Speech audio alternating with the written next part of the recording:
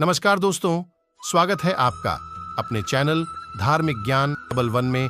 आपसे रिक्वेस्ट है कि वीडियो को अंत तक जरूर देखें। वीडियो पसंद आए तो लाइक करें, साथ ही दोस्त, रिश्तेदार में शेयर एंड सब्सक्राइब जरूर करें। इससे हमें वीडियो बनाने का मोटिवेशन मिलता है और इस तरह की सच्ची धार्मिक ज्ञान की बातें लाते रहेंगे। आज हम नमस्कार, आपका स्वागत है। हिंदू संस्कृति में धर्म, रीति रिवाज, त्योहार तथा परंपराओं का अत्यंत महत्व है। भारत में हर त्योहार को परंपरागत रूप से पूरी उमंग और उत्साह के साथ मनाया जाता है। हर त्योहार की अपनी अलग विशेषता होती है और हर त्योहार अपने आप में महत्वपूर्ण होता है। हिंदू पंचांग के अनुसार श्रावण मास के आरंभ होते ही लगभग सभी प्रमुख त्योहार शुरू हो जाते हैं। गणेश उत्सव के पश्चात पितृपक्ष के 15 दिन छोड़ दिए जाए, उसके बाद लोगों को बेसब्री से इंतजार होता है नवरात्रि का। नवरात्रि माँ दुर्गा के विभिन्न रूपों के पूजन का महापर्व होता है। माँ के शक्ति स्वरूप की उपासना का ये महोत्सव 9 दिनों तक चलता है। इन 9 दिनों तक जगह जगह पर माँ की उपासना की जाती है, जिससे संपूर्ण वातावरण में माँ की अद्भुत शक्ति का एहसास होता है। लोग अपने घरों में तो माँ की उपासना करते ही है और साथ ही शहर में विभिन्न स्थानों पर विभिन्न मंडलों के द्वारा माँ की भव्य मूर्तियाँ विराजित की जाती है और 9 दिनों तक पूरी श्रद्धा भक्ति के साथ माँ का उत्सव मनाया जाता है। कई लोग पूरे 9 दिनों तक उपवास करते हैं, पूजा पाठ और हवन इत्यादि करते हैं। बहुत से घरों में माँ की आराधना में घट बैठाते हैं और गरबे खेले जाते हैं। नवरात्रि में हम सभी को ये तो पता होता है हमें क्या करना चाहिए और माँ की उपासना और पूजा पाठ करने के क्या नियम होते हैं, लेकिन हम ये नहीं जानते हैं कि नवरात्रि में हमें किन बातों का विशेष ध्यान रखना चाहिए और कौन से कार्य बिल्कुल भी करने नहीं चाहिए, क्योंकि हमारी माँ दुर्गा बहुत भोली होती है। हमारे सिर पर हमेशा अपना कृपा हस्त रखती है। हमारे दिल से की गई श्रद्धा भक्ति से वह जल्दी ही हमारे ऊपर प्रसन्न हो जाती है और हमारी छोटी छोटी गलतियों को माफ भी कर देती है। लेकिन हमारी कुछ ऐसी गलतियां भी होती है जिन्हें माँ चाहकर भी माफ नहीं कर पाती और उसके दुष्परिणाम हमें भुगतने पड़ते हैं। तो आज हम उन्हीं बातों पर ध्यान केंद्रित करेंगे जो हमें नवरात्रि में भूल से भी करने नहीं चाहिए, ताकि माँ हमसे नाराज न हो जाए। तो चलिए देखते हैं वे कौन से कार्य है। पर उससे पहले अगर आपने चैनल को सब्सक्राइब नहीं किया है तो इसे सब्सक्राइब कर लीजिए। अगर आप दुर्गा माँ को सच्चे मन से मानते हैं तो कमेंट में जय माँ दुर्गा अवश्य लिखें। वीडियो पसंद आए तो एक लाइक जरूर कर देना। पहली बात, सबसे पहले तो आप ये जान ले कि नवरात्रि शक्ति की उपासना और सम्मान का पर्व होता है। नवरात्रि में माँ विभिन्न रूपों में इस संपूर्ण सृष्टि में विचरण करती है।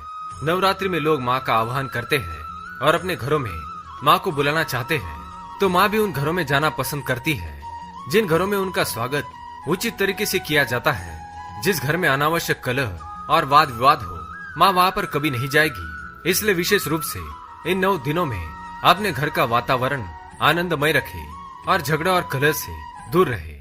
माँ की उपासना भी प्रसन्न चित्त से करनी चाहिए। दूसरी बात, अपने घर में कभी भी किसी भी महिला या कन्या का अपमान ना करे और ना ही उनके साथ दुर्व्यवहार करे। जिन घरों में महिलाओं का अपमान होता है, चाहे आप कितने भी पूजा पाठ कर ले, लेकिन माँ दुर्गा आपके घर में कभी प्रवेश नहीं करेंगी। इसलिए 9 दिनों के दौरान भूल से भी अपने घर की महिलाओं का या कन्याओं का या अपनी माता का अपमान ना करें। तीसरी बात, नवरात्रि के 9 दिनों तक चमड़ा या चमड़े की बनी हुई किसी भी वस्तु का उपयोग ना करें। ये शास्त्रों की दृष्टि से वर्जित है।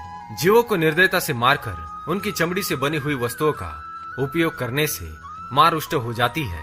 माँ इस संसार के सभी प्राणियों पर प्रेम करती है। सभी प्राणी माता को अत्यंत प्रिय है। इसलिए 9 दिनों के दौरान किसी भी प्रकार की जीव की हत्या भूल से भी ना करे। चौथी बात, नवरात्रि के 9 दिनों तक नाखून काटना या बाल कटवाना वर्जित माना गया है। इन पूरे 9 दिनों तक आपको स्वच्छ और साफ कपड़े पहनने चाहिए और गंदगी से दूर रहना चाहिए। पांचवी बात, नवरात्रि के 9 दिनों तक मांसाहार ना करे और ना ही मद्यपान करे। यह स्वास्थ्य की दृष्टि से तो नुकसानदायक होता ही है, साथ ही नशा करने वालों से माँ हमेशा दूर रहती है। ऐसे लोगों पर अपनी कृपा कभी नहीं बरसाती। कोशिश करें 9 दिनों तक अपने आहार में प्याज और लहसुन का भी उपयोग ना करें। तामसी भोजन के बजाय सात्विक आहार करें, जिससे आपके मन में अच्छे विचार आएंगे। छठी बात, काला रंग शास्त्रों की दृष्टि से अशुभ माना गया है और इस रंग की किसी भी वस्तु का उपयोग कभी पूजा पाठ में या शुभ अवसर पर नहीं किया जाता है। नवरात्रि के 9 दिन बहुत ही शुभ और पवित्र होते हैं। इसलिए 9 दिनों तक काले रंग के कपड़े और वस्तुओं को अपने शरीर पर ना पहने। सातवीं बात, नवरात्रि में जो लोग उपवास और व्रत करते हैं उन्हें पूरे 9 दिनों तक शारीरिक संबंध नहीं बनाना चाहिए। इन दिनों में ब्रह्मचर्य का पालन करना अति आवश्यक है। आठवीं बात, नवरात्रि के व्रत वाले दिन केवल व्रत का निर्धारित खाना ही खाए, अनाज और नमक का सेवन भूल से भी ना करे। नवीं बात, नवरात्रि में नियमित रूप से माँ की पूजा करनी चाहिए और पूजा के बाद माँ की धूप दीप के साथ आरती भी जरूर करे। पूजा और आरती करते समय पूजा में किसी भी प्रकार की विघ्न उत्पन्न नहीं होने देने चाहिए या रुक रुक कर भी आरती नहीं करनी चाहिए। पूजा और आरती एक बार में ही संपन्न करनी चाहिए, नहीं तो हमारी पूजा व्यर्थ होती है। 10वीं बात, नवरात्रि में माँ की खंडित या पुरानी हुई मूर्ति बिल्कुल भी ना रखे, ऐसा करना अशुभ होता है। हमेशा माँ की नई मूर्ति की स्थापना करे। और ध्यान रहे, नवरात्रि के 9 दिनों में अपने घर को कभी भी अकेला ना छोड़े। अगर घर में घट स्थापना की हुई है तो घर में कोई ना कोई स्त्री या पुरुष अवश्य रुकना चाहिए। ऐसे समय में घर को खाली छोड़ने से अशुभ होता है।